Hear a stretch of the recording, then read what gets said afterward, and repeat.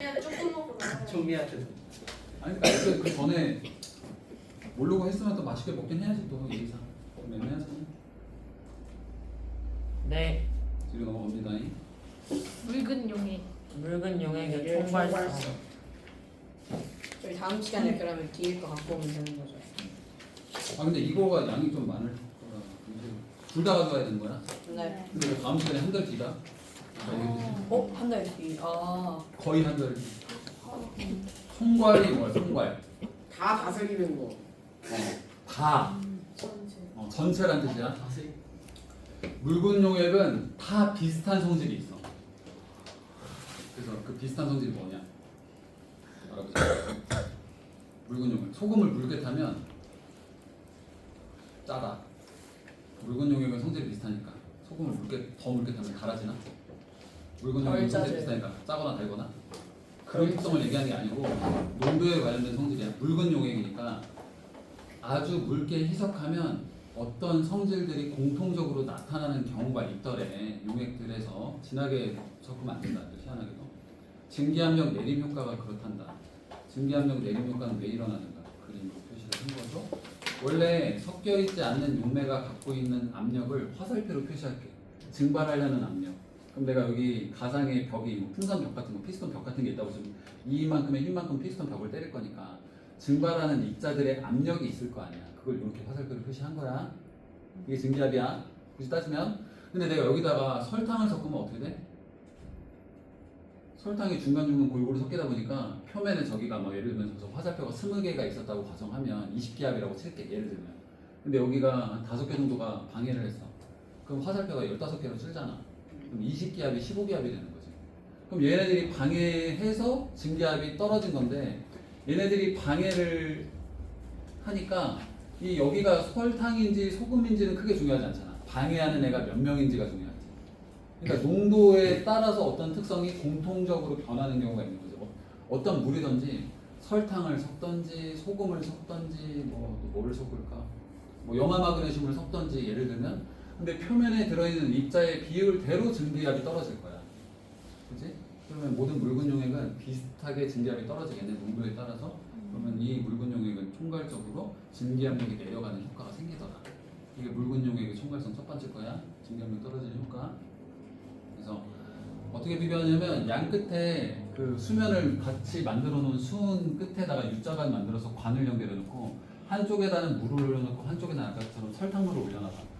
그러면 설탕물은 압력이 떨어지니까 이 벽을 때리는 게 이 정도. 그러니까 여기 3개 정도를 표시를 해놨네. 그럼 여기 벽도 평균적으로 3번 때리는 거잖아. 그럼 여기는 5개 때리니까 여기도 벽도 5개 때리는 거잖아. 근데 이건 관이 연결돼 있으니까 공기 평균적으로 여기가 예를 들면 5기압이지. 저건 여기는 3기압. 3기압이지. 그럼 이 높이가 2기압만큼 차이 나겠지. 좌우의 압력 차이가 얼만큼. 그러니까 얘가 2기압만큼 압력이 떨어진 걸 판단할 수 있지. 설탕을 섞으니까. 1520. 이건 예시니까 실제로 계산할 필요는 없고. 그러다 보니까 어떤 용액을 섞으면 섞을수록 증기압이 내려가긴 하는데 너무 진하게 섞으면 안 돼. 예를 들면 몰농도 기준으로 따지면 0.01 몰농도가 1기압이 떨어진다고 가정하면 0.02 몰농도만큼 입자를 더 집어넣으면 2기압이 떨어진다. 약간 이런 느낌으로 이해를 하시면 돼. 묽은 용액일 때만 가능합니다. 희한하게도. 왜냐하면 이게 설탕물인데 설탕물에 설탕을 너무 많이 섞어가지고 시럽처럼 돼버리면 아예 증발을 안 할 수도 있잖아. 어느 선을 넘어가 버리면 이게 그러니까 무슨 탕후루처럼 돼버릴 수가 있으니까 용액이라는 게 농도가 너무 진해지면 어떤 특정 성질을 벗어나 버리거든. 그래서 이건 묽은 용액의 특징이야. 일단 치고 다음으로 넘어갑니다. 그래서 저걸로 끝나면 저거는 세페이드에서 조금 나간 정도 수준이지. 증기압력 내림 효과 이런 거는 물론 설탕 섞어가지고 설명 안 했지만 아주 어려운 건 아니잖아. 공식이 나오더라고요. 공식이. 그러면 아까 이 표면의 비율을 생각해보자. 여기가 그러니까 그림이 수조를 그려서 이게 4개만큼만 그릴게. 네? 근데 이게 물이면 내가 설탕물을 묽은 용액이라고 했지만 설명하기 위해서 50%만큼 섞었다고 반반 섞었다고 칠게. 그러면 물이고 설탕이고 물이고 설탕이고. 왜냐면 아래도 물, 설탕 이렇게 1대1로 섞여 있을 테니까 표면에 들어있는 물이 증발하는 비율이 50%로 떨어져 있겠지. 그지? 그러면 이 용액 안에 물입자의 비율에 따라서 증기압이 떨어진 거지. 50% 그러니까 표면에 있는 물입자의 비율이 50%가 된 거니까 증기압이 50%로 떨어진 거잖아. 그렇다고 이해를 할 수가 있는 거지. 그럼 내가 아까 설탕을 25%로 타면 이런 느낌이겠지. 그지? 그럼 설탕을 타기 전에 왼쪽이 1기압이었다고 치면 오른쪽은 몇 기압 되는 거야? 0.75. 0.75기압 된다는 얘기야. 알아들은 거죠? 그럼 네. 이거는 이제 와서 이걸 질량으로 측정하는 게 아닌 이유가 이런 것 때문에 몰농도를 계산한 거지. 여기 있는 물의 몰 비율이 몇 퍼센트인지에 따라서 그 퍼센트만큼 증기압이 떨어진다는 얘기야. 뭔 얘기인지 알겠죠? 그래서 그 몰 비율을 몰 분율이라고 합니다. 몰 분율. 그러니까 몰의 비율이란 뜻이니까 입자 비율이란 뜻이다. 원래 용매가 있는데 원래 용매의 정상적인 압력이 있다고 용매압에 용매압에다가 몰 분율을 곱해. 해당 용매 아까 75%면 이게 0.75였을 거 아니야? 그러면 현재 용매의 압력이 나오는 거야. 이건 100%일 때 기준이라서 초기 값이라서 여기다 이렇게 동그라미 이렇게 표시를 해놓을게. 간단하게. 뭔지 납득하겠죠? 안 섞여 있을 때 용매 비율에서 섞인 다음에 비율만큼 깎인 걸 계산해야 지금 증기압이 계산된다는 얘기다. 그래서 이렇게 정리해놨습니다. 현재 용액의 증기압은 용매만 있을 때 증기압에 그 용매의 비율을 계산하면 현재 용액의 증기압이 나온대.를 계산한 사람이 라울이라는 아저씨야. 그래서 이거 이름이 라울의 법칙이야. 쪽지 시험에 낼 수가 있겠네. 전제는 내가 섞는 그 용질이 날라가도 안 되고 분해돼도 안 돼. 설탕을 하나 섞으면 하나만큼 방해하거든. 근데 소금은 하나 섞으면 NA랑 CL로 분해되니까 농도가 2배 되는 효과가 생겨. 하나 넣는데 두 배로 방해해. 이제 그러니까 쪼개지면 안 돼. 이온 결합 물질이면 안 돼. 이온 결합 물질은 쪼개지면서 플러스 마이너스 이온이 되니까 전해질이 되는 거거든. 네. 쪼개지면 안 되고 날아가도 안 돼. 내가 물의 증기압을 재려고 그러니까 그 설탕 같은 걸 넣어서 증기압이 얼만큼 낮아지는지 보려고 어떤 특정 용질을 섞었는데 더 튀어나갈 수가 있어. 설탕을 섞으면 설탕은 증발하는 물질이 아니잖아. 물의 증기압을 측정하려고 거기다 휘발유를 부어버리면 증기압이 더 올라가지. 휘발유가 물보다 더 잘 증발하니까. 압력이 더 올라가면 안 돼. 그러니까 얘는 그냥 방해만 해야 돼. 집어넣은 만큼. 그래서 전제가 비일발성 비전해질 용질을 녹아가지고 그때 나와 있는 그 물 분율을 계산해서 증기압을 계산할 수 있대. 네. 그래서 이 라울의 법칙이 그대로 적용되려면 그거를 이상용액이라고 하는데 이상기체처럼 상호작용을 하면 안 돼. 아까 얘기했듯이 인력이 발생해가지고 붙잡으면 안 돼. 그냥 나는 표면만 방해해야 돼. 근데 실제 용액은 아까 얘기했듯이 시럽처럼 설탕을 넣어버리면 설탕이 아까 이거 있고 이게 설탕이고 이거 있고 이게 설탕이면 물이 이렇게 나간다고 할 수 있나? 아까처럼 50% 섞어버리면 설탕이 물을 붙잡아가지고 끈적끈적해지면서 물이 증발을 못해. 그러면 계산이 안 맞지. 그래서 이상용액이라는 거는 묽어야 돼.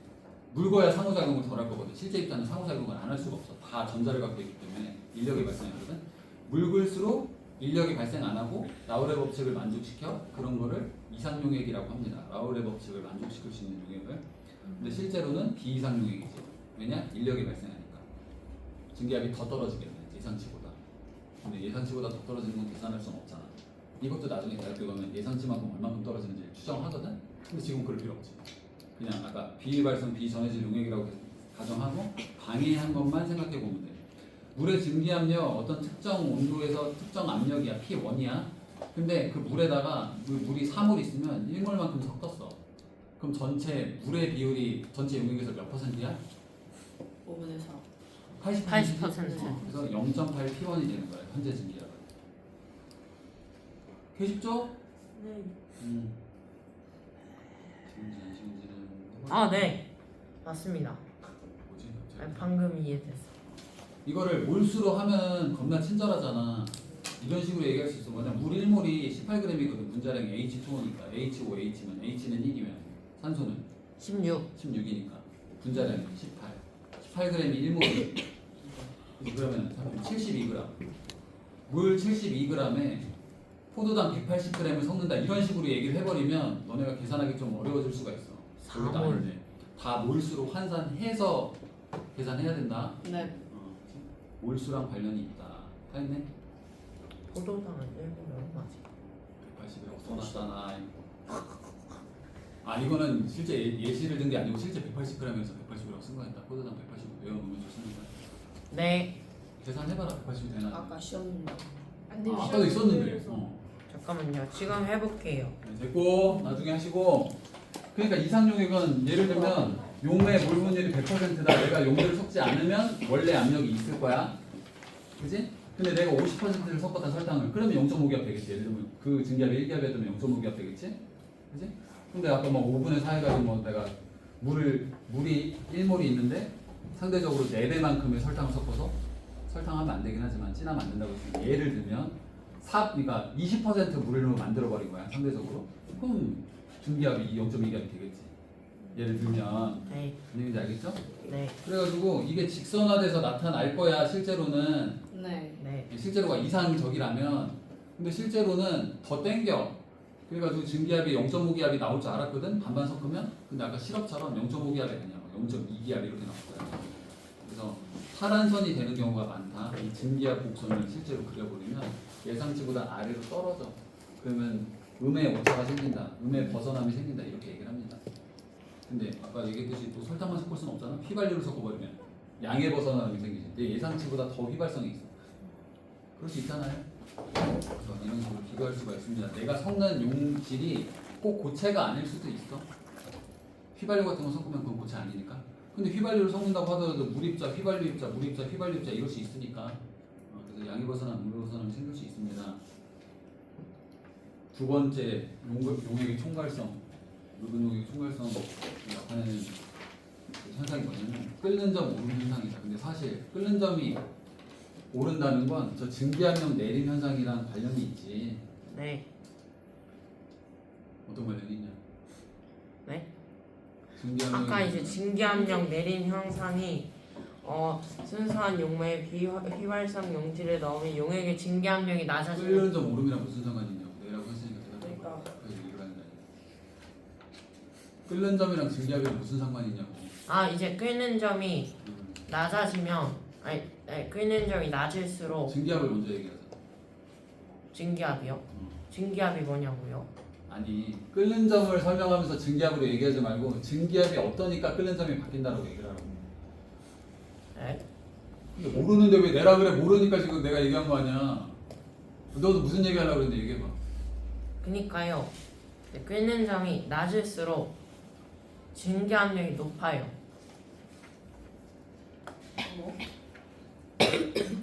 그러니까 증기압이 높을수록 끓는 점이 낮다고 얘기를 해야 된다는 얘기야. 내가 앞뒤가 원인과 결과가 다르잖아. 아 증기압력이 높을수록. 증기압력이 네. 낮았다는 얘기는 내가 바깥을 뛰쳐나가는 힘이 약해졌다는 거야. 바깥쪽을 뛰쳐나가야 1기압보다 세지면 끌어 넘치지. 공기를 이겨버리니까 기체가 바뀔 수가 있거든. 공기가 날 억제하고 있으니까 나보다 센 애가 날 누르고 있으니까 내가 움츠리고 있는 거야. 물 형태로. 근데 바깥에 있는 애들보다 내가 세지면 다 뛰쳐나가. 그럼 수증기 되는 거 아니야? 그잖아. 외부 압력보다 내가 낮아졌어. 내 예상치보다 내 힘이 약하니까 못 나가는 거야. 증기압이 낮아지면 못 나가니까 끓게 하려면 어떻게 해야 돼?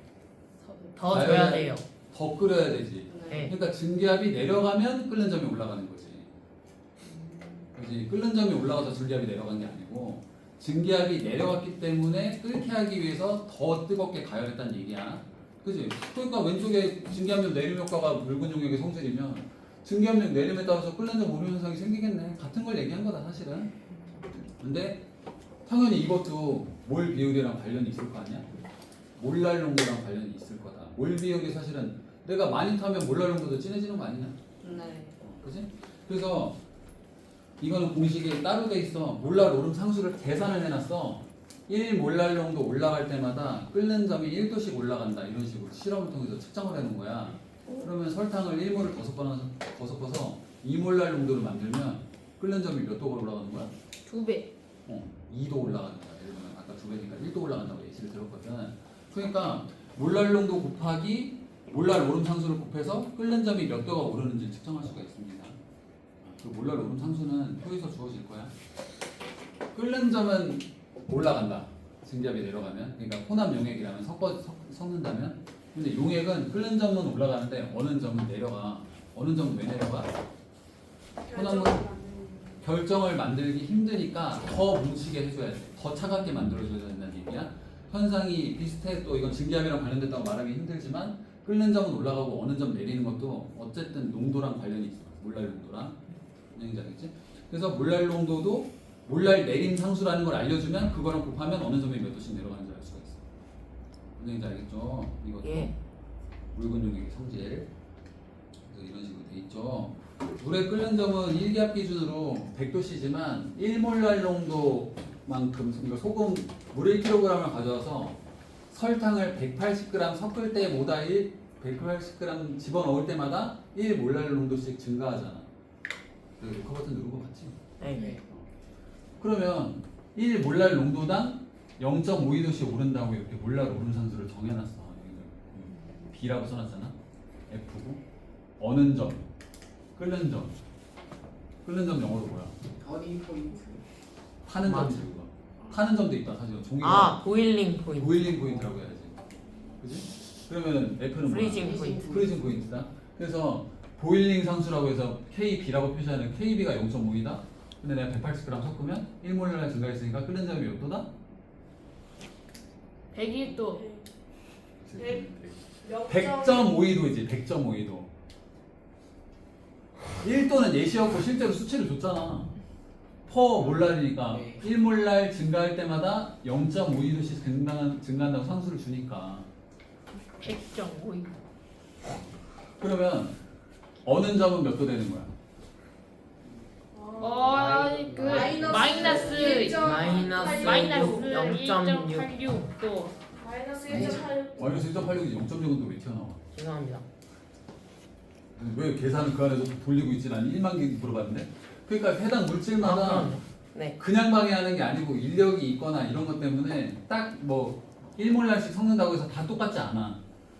물에다 대고는 설탕 같은 걸 1몰랄 섞으면 그 인력 때문에 0.52도씩 올라갈 정도로 방해하고, 사연화탄소에다가 설탕 같은 걸 1몰랄을 섞으면 5도가 올라가. 끓는 점이. 방해되는 수치가 일정하진 않지만 물질마다 총괄적으로 정해져 있다. 이런 상수가. 그럼 쟤도 물질 특성이. 이것도 물질 특성이라고 봐야 돼.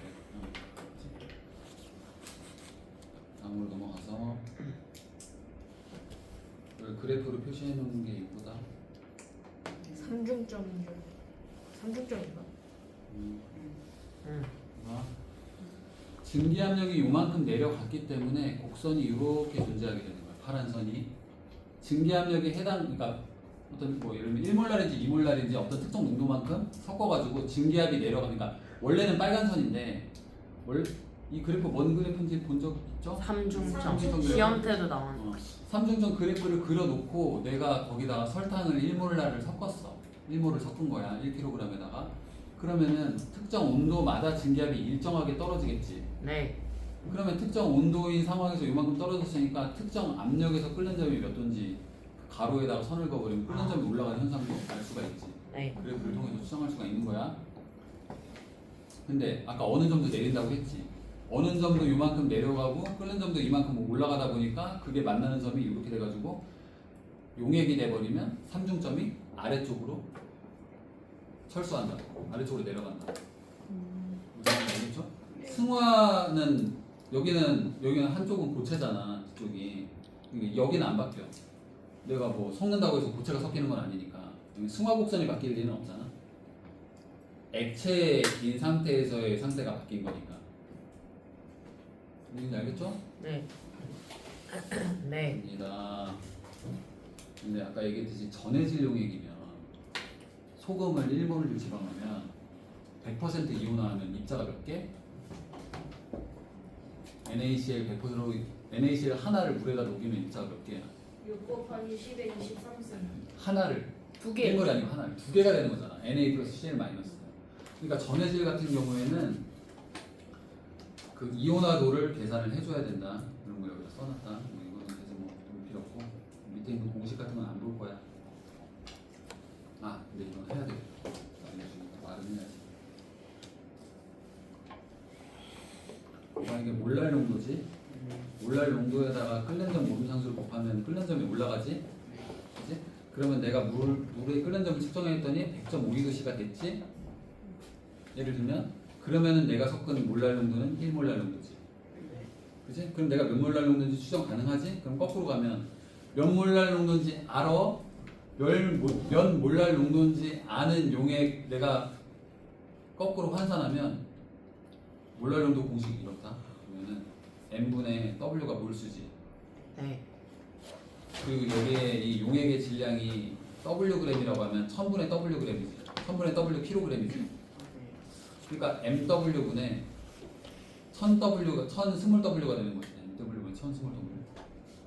이거 왜 w로 표시했는지 이거를 용매량이니까 x라고 할게. 이해하기 편하게. 그러면 x n분의 1000w가 되는 거지. 그지? 이 공식이 이렇게 정리가 돼. 무슨 알겠죠? 네. 그래서 한쪽으로 몰아. 라지 m을 한쪽으로 몰아서 정리를 해. 그래서 이렇게 정리가 됐다? 그러면 나는 어떤 물질을 섞었는데 이 물질의 분자량이 몇인지를 어떻게 알아? 물 분자의 분자량이 18인지 어떻게 아냐고. 사실 모르지. 물입자를 꺼내서 질량을 낼 수가 없잖아 실제로는. 근데 용액의 질량은 알아. 그러니까 용액의 질량을 아니까 용매랑 용질이 몇 g씩 섞여 있는지 알아서 용매 질량도 알고 용질 질량도 알아 사실은. 그리고 몰랄 오름 상수도 알고 몇 도씨 온도가 올라가는 줄 알아 실험을 하면. 그래서 해당 용액에 들어있는 분자 물질의 분자량을 계산할 수도 있어. 좀 어렵죠? 아니야? 표정 봐. 못 알아들었어 지금. 알아들었어 못 알아들었어? 못 알아듣어. 못 알아들었지. 못 알아들어도 돼. 못 알아들었지? 네. 못 알아들어도 돼. 나는 설명은 했어. 그냥 이렇게 알아볼 수도 있더래. 이건 크게 중요한 건 아니야. 삼투압을 할 수 있는 것인가? 삼투압할 수 있다. 할 수 있어요. 삼투 현상은 알잖아. 네. 예. 근데 이 삼투 현상조차도 너무 진하면 오류가 생겨. 아까 상호작용을 더 하기 때문에. 네. 그래서 삼투도 묽은 용액의 특성이다. 묽은 용액의 총괄성이 포함된다. 그래서 삼투 현상은 뭐냐면 저농도의 물이 고농도 쪽으로 이동하는 현상이야. 저농도의 용매가 고농도인 용액 쪽으로 이동하는 거야. 용매 입자가. 네. 그래서 그 용매 입자 때문에 여기가 설명물이면 오른쪽으로 물이 이동하다 보니까 이게 물의 기울기가 발생하잖아. 무한대로 올라가서 물이 사라지고 이쪽으로만 쭉 올라가는 게 아니고 올라가다 보면 멈춰. 왜냐면은 삼투 현상 때문에 물이 이렇게 이동하는데 이렇게 압력이 발생하니까 내리누르는 힘이 발생해가지고 추가적으로 이쪽만큼의 화살표만큼의 힘이 생기거든. 그러면 물의 높이가 이만큼 올라갔기 때문에 생긴 압력이 삼투 현상의 압력이랑 똑같아지네? 삼투 현상 때문에 생기는 압력을 저지할 만큼의 압력을 만들 수 있는 기둥이 생긴 거야. 이게 기둥의 압력이 삼투압이야. 그러니까 삼투압의 정의는 삼투 현상을 막는 압력이다. 삼투 현상 때문에 생긴 압력이 아니고. 정의를 잘 해주셔야 돼. 근데 사실 삼투 현상 때문에 생긴 압력이 삼투압이라는 수치는 같아. 방향이 달라서 그래. 뭔 얘기인지 알겠죠? 이거 정의는 그래도 물어볼 수 있으니까 삼투 현상을 막기 위한 압력이고 삼투 현상은 고농도로 가는 현상이고. 이 열평형 현상이랑 비슷한 거예요. 화학적인 거는 화학이나 물리나 다 평형 같은 개념이 들어가서 이것도 열평형 같이 화학 평형이라고 얘기합니다. 이것도. 그렇죠? 그래서 이런 거를 공식으로 정리한 아저씨가 반트호프 아저씨인데 반트호프 아저씨는 삼투 현상은 가열되지 않았잖아. 네. 가열되지 않았을 네. 때 농도 공식을 쓸 때는 물농도 쓰는 게 편해가지고 이 아저씨는 파이는 CRT라는 공식을 쓰더래. 삼투압은 CRT로 계산할 수 있더래. 알아두세요. 네. 이는 C가 물농도야 사실은. 물농도. 왜 M으로 안 쓰냐? M은 단위지. 단위를 기호에 쓰지 않으니까. 그리고 파이는 CRT 계산해가지고 이 몰농도가 높으면 높은 만큼 삼투압이 올라가겠지. 몰농도가 높은 만큼 물이 더 빨리 가려고 할 테니까 진한 용액 쪽으로. 그래서 삼투압 공식 계산하면 이것도 몰농도니까 분자량분의 질량을 전체 용액의 부피로 나눈 걸 RT로 곱한 거잖아. 그게 삼투압이잖아. 근데 사실 삼투압 실험하다 보면 이 높이 측정 가능하잖아. 근데 사실 난 삼투압을 알잖아. 실험을 해가지고 높이가 이렇게 되면 여기 있는 높이를 자로 재면 삼투압이 몇 센치인지 알잖아. 이게 만약에 소금물이면 조금 높이가 길긴 하겠지만 이게 만약에 수은인 것처럼 가정하면 이 높이에 따라서 압력 환산할 수 있죠? 그리고 그러면 삼투압이라는 수치가 나왔어. 삼투압이 나오면 요로 공식으로 정리되는 거지? 그래서 난 삼투압 알고 있는 거지. 현재 온도 측정할 수 있는 거지, 온도계로. 현재 R이라는 건 0.08이 당연히 쓰겠지. 예. 근데 내가 용액을 부으면 이 용액의 부피도 모를 리가 없지. 지금 전체 부피 알지? 해당 용액의 부피 알지? 그러니까 몰농도를 안다면 내 말은 이걸 삼투압 현상이 그러니까 삼투 현상이 일어나기 직전에 설탕 수용액의 농도를 알 거 아니냐. 알고 실험했을 거 아니야? 사실 1리터에다 설탕 타가지고 1몰 농도 설탕 수용액 만들었다고 가정하면 그러면 질량도 알지. 그 용액의 질량 측정할 수 있으니까. 근데 내가 섞은 게 설탕 용액인 줄 알았더니 설탕이 아니었던 거야. 뭔지를 모르는데 물질 X야. 그냥 X라는 용액인 거야. 그럼 분자량을 모르거든. 근데 부피도 알고 질량도 알아. 그치? 부피 실린더 있고 저울이 있으면 부피도 알고 질량도 알아. R도 알고 T도 알고 삼투압까지 다 알아. 그럼 X가 뭔지 알지. 다 알잖아. 다 알아 다. 다 알면 공식상으로 계산하면 M이 나오지. 예. 그럼 이걸 계산했더니 이게 180이 나온 거야. 그럼 뭐야? 설탕인 줄 알았는데 포도당이네? 이럴 수가 있단 말이지. 그지? 내가 실제로 분자를 재보지 않더라도 분자량을 측정할 수 있다고. 앞에서도 그렇게 했잖아. 요 공식도 마찬가지야. 내가 실제로 분자를 측정하지 않더라도 끓는 점이 얼만큼 오르는지만 알더라도 그 안에 뭐가 들어있는지 계산할 수 있어. 근데 이건 좀 위험한 게 왜냐면 끓는 걸 이렇게 계산해버리면 끓으면서 질량이 바뀔 가능성이 있거든? 그지? 그럴 수 있잖아요. 그러니까 이렇게 측정하는 거는 아주 정확하진 않은데 실제로 삼투압으로 분자량 측정 많이 합니다. 삼투압은 뚜껑 막아놓고 하면 증발하는 게 아니니까 농도가 바뀌지 않거든. 알겠죠? 그래서 삼투압으로 분자량을 측정할 수 있네. 이것만 되고 다 했네. 설명 다 했다. 그래서 삼투압과 관련된 현상 잠깐만 얘기해보자. 이거 무슨 서틀까지 와서 얘기할 건 아닌데. 배추. 배추하지 말고 물에 식물 할게. 식물에다 물 주면 싱싱해지지. 왜냐면 식물이 물을 먹으니까. 삼투압. 아니 그러니까 네가 물을 삼투압. 끌어올리잖아. 물을 끌어올리. 삼투압 현상을 설명을 그러니까 하고 있잖아. 아니 하고 바람을 마셔서 그러면 계속 물 마시고 바닷물 마시면 그러면 내가 어떻게 되는 거야? 폭풍설사 한다? 염장된다 염장. 조금만 마셔도 돼요. 근데 많이 마셔야 선생님 그러면 바닷물 계속 마시면 젓갈처럼 그럴 수 있죠. 젓갈처럼 변하기 전에 내가 기절해. 왜냐면 내가 소금물을 먹으면 소금물을 너무 많이 먹으면 소금물 쪽으로 물이 빠져나가니까 소장에 있는 소장 세포 주변에 있는 세포가 소장 안으로 빠져. 그러니까 사람이 굳이 따지면 입에서부터 이렇게 돼가지고 똥꼬로 나가잖아. 그리고 여기 내장이 있는 거잖아. 내장에 있는 액체까지 똥꼬로 나와가지고 폭풍설사를 해. 그럼 사람이 아까 말라 죽을 수도 있는데 말라 죽기 전에 폭풍설사하면서 물이 나가기도 하지만 소금이 절대 흡수가 안 되는 건 아니거든. 소금의 농도가 올라가니까 두 가지 효과지. 더블이야 더블. 사람이 물이 빠지면서 농도는 더 올라가. 소금물을 먹은 것만큼 농도가 올라가는 게 아니고 소금물을 먹은 만큼 농도가 올라가는데 물은 빠졌지. 그러니까 소금물 농도 뭐 1몰랄 농도만큼 먹었다고 가정하면 1몰랄 농도만큼 내 혈액의 농도가 올라가는 게 아니야. 4, 뭐 2, 3 뭐 이렇게 올라가는 거야. 4 막 이렇게 올라가는 거야. 그러면 말라 죽기 전에 이미 내가 근육경련이 오면서 죽어. 근육경련이라는 건 신경전달해야 되니까 나트륨이랑 칼륨이 필요한데 나트륨 농도가 너무 올라가니까 심장이 벌렁벌렁 되다가 확 멈춰버린다.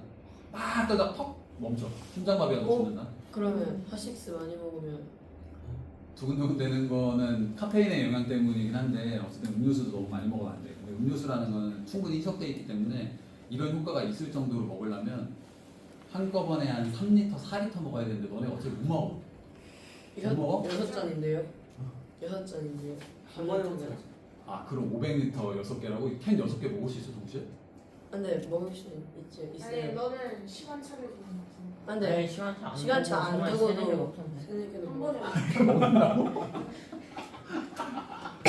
가능할 것 같아요. 내가 그거에 그 치사량을 측정 안 해봤지만 어쨌든 물 같은 경우에는 15리터 정도? 한 번에. 3다수 10병 어제 못 먹지. 근데 어차피 못 먹으니까 불가능하지만 강제로 그냥 물고문한다고 가정해봐. 여기가지고 이렇게 먹이면 익사지. 그러면 죽어. 왜냐면 이것도 설사를 하긴 하겠지만 혈액의 농도가 높다 보니까 삼투압 때문에 무릎수가 더 빨라져가지고 혈액의 농도가 현저하게 떨어지거든. 그럼 그때 소금. 근데 소금을 그냥 처음부터 소금을 섞어서 먹어야 되는데 이미 마탱이 갔는데 거기다 소금을 뿌려버려? 그러면 2배로 상태 안 좋아지는 거야?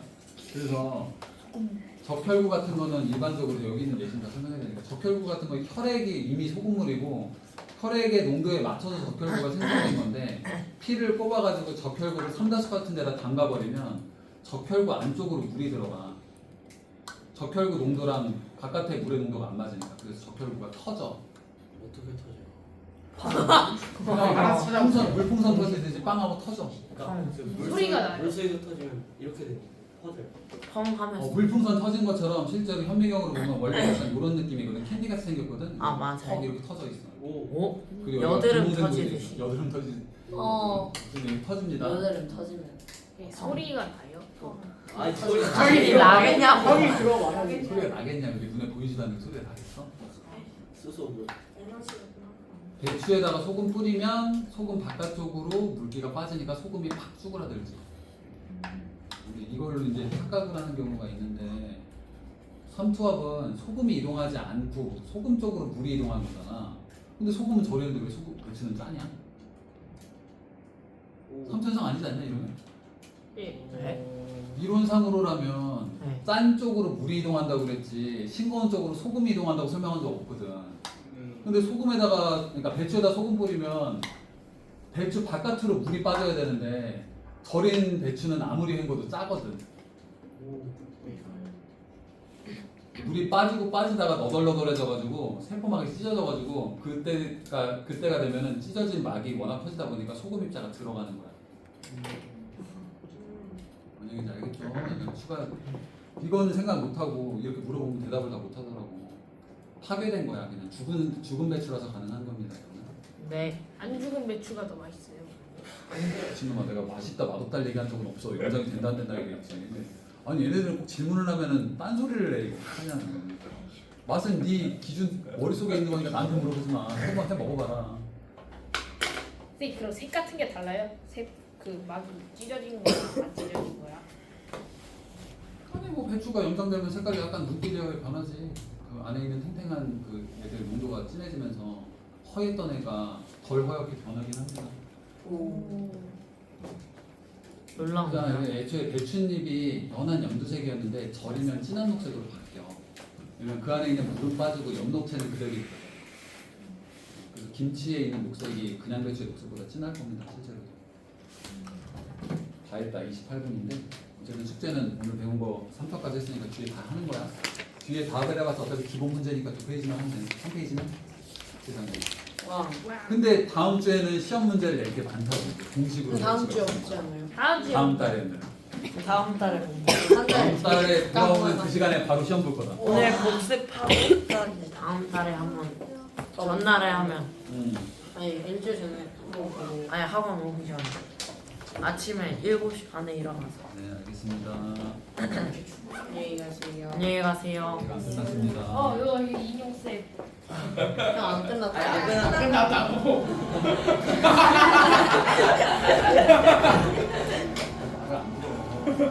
대단하다. 분명 특히나 말을 안 해. 네 저요? 너도 안 했잖아. 쌍둥이. 이런. 진민.